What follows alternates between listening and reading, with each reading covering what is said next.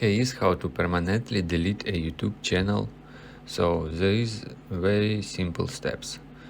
First of all, open up YouTube app and then tap on your profile icon at the bottom right corner of the screen. Next step, select current account that you want to delete. You can tap on switch account to select that account, that channel that you want to delete. Alright.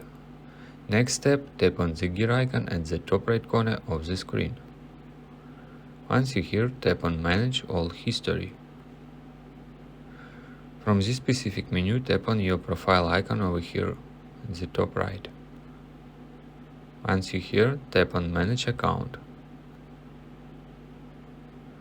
And there are a simple one step. Just tap on Delete Account.